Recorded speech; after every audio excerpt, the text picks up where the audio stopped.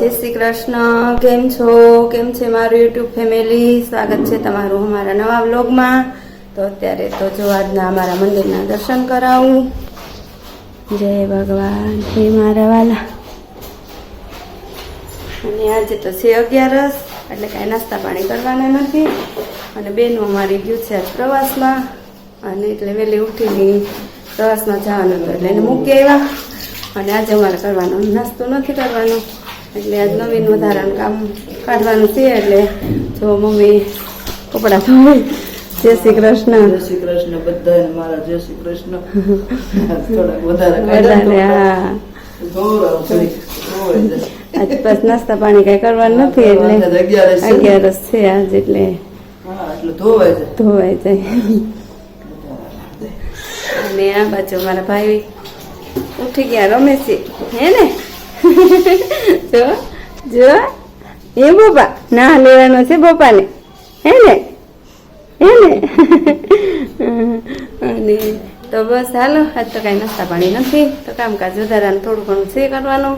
તો બસ જો અત્યારે તો વાગી ગયો છે 1, અને આ બાજુ મારે ફરાળ બની ગયું. ફરાળમાં તો બનાવ્યું છે શીરો ને સિંગદાણા, સૂકી ભાજી, વેફર તળી ને એવું બધું છે. અને બેનું માટે બનાવ્યું છે, ભાઈનું બનાવ્યું તો મગનું પાણી, એટલે એની માટે બનાવ્યા મગ ને રોટલી. આ બધું જો એની રોટલી બનાવું છું. અહીંયા ગરમ મરચાં તળવાના છે, જ્યારે જમવા બેસે ને ત્યારે મરચાં તળવાના. અહીંયા બધું ફરાળ બની ગયું. હવે આપણે ફરાળ પ્રદીપને આવી ગયા હતા હવારના હવનમાં, એટલે હવે થાળ ધરી બની ગયું તો છે બધું.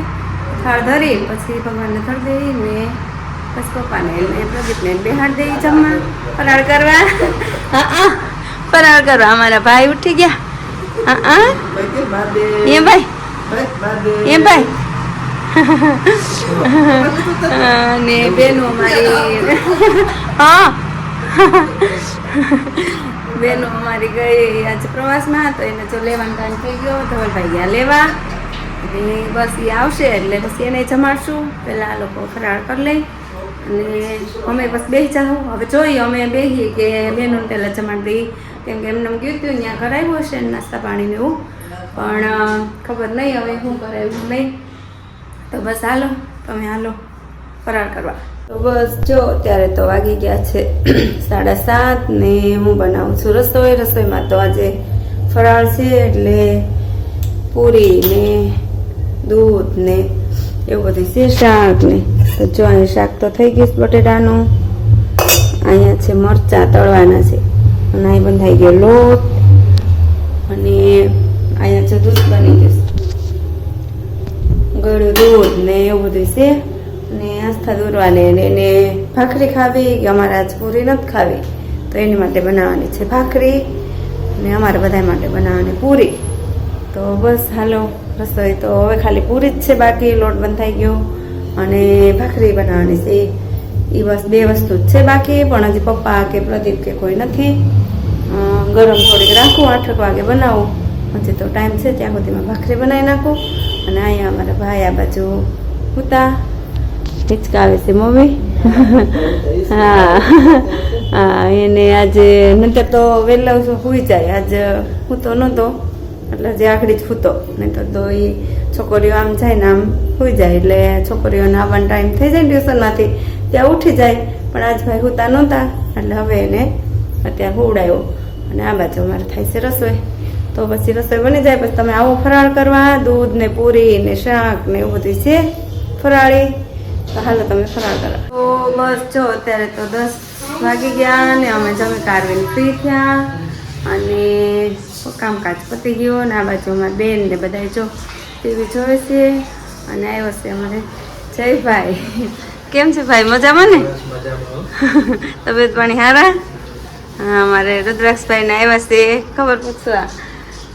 ઘરે વી આવ્યા એટલે એને અમારે બેનું જાય પાથરીને. હે બેન, તારું જબલું તો કાઢ નાખ. હે અને ભાઈ અમારા છે આ બાજુ. નિરાલી ને અંધારું લાગશે તમને. નિરાલી ને આયા છે. કેમ છે? મામીને તો દેખાડો દે. હારું નિરાલી કેમ છે? મજામાં? એ ભાઈ બોપા ભાઈ ને નીંદર આવે છે. એ બોપા જો તો બસ જો છોકરીઓ કહે છે બધું ગેમ ને રમવાનું એટલે હવે જોઈએ. અમે વહેલી ઉઠી હતી એટલે ઊંઘે આવી છે અને રમવાનું કહે છે એટલે હવે જોઈ રમે કે નથી રમતા. જેવી કદમ કેરી છાયા એવી શ્રીજીની છે માયા માયા રાખવી પડશે ભજનમાં આવવું પડશે. જેવા ગુલાબના છે ગોટા એવા શ્રીજી બાવા મોટા મોટા સાચવવી પડશે ભજનમાં આવવું પડશે. જેવી મોગરાની માળા એવી શ્રીનાથજી રૂપાળા ઝાંખી કરવી પડશે ભજનમાં આવવું પડશે. જેવા શ્રીનાથજીના હાથ એવા જમનાજીના ઘાટ ઘાટે નાવવું પડશે ભજનમાં આવવું પડશે. જેવા શ્રીનાથજીની ધજા એવી સેવામાં છે મજા મજા માણવી પડશે ભજનમાં આવવું પડશે. જેવા યમુનાજીના પાણી એવી વલ્લભની છે વાણી વાણી સાચવવી પડશે ભજનમાં આવવું પડશે. જેવા જમનાજીના નીર એવા સુભદ્રાના વીર વીરને નીરખવા પડશે ભજનમાં આવવું પડશે.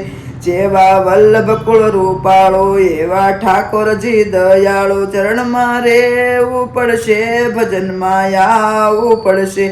જેવી કદમ કેરી છાયા એવા શ્રીનાથજીની માયા માયા સાચવવી પડશે ભજનમાં આવવું પડશે. કૃષ્ણ કનૈયા લાલ કી જય. બસ જો મમ્મી આપણને સરસ મજાનું ભજન સંભળાવ્યું અને આજ તો અમારા આસ્થાબેનને સુઈ ગયા વહેલા ઉઠ્યા હતા એટલે તો બસ આજ મારો બ્લોગ અહીંયા હું પૂરો કરું છું. કાલે ફરી મળશું નવી વાતો સાથે નવી મસ્તી સાથે. તો મારી ચેનલને તમે લાઈક કરજો, શેર કરજો, સબસ્ક્રાઈબ કરજો. આવજો. જય શ્રી કૃષ્ણ. હર હર મહાદેવ. સનાતન ધર્મની જય.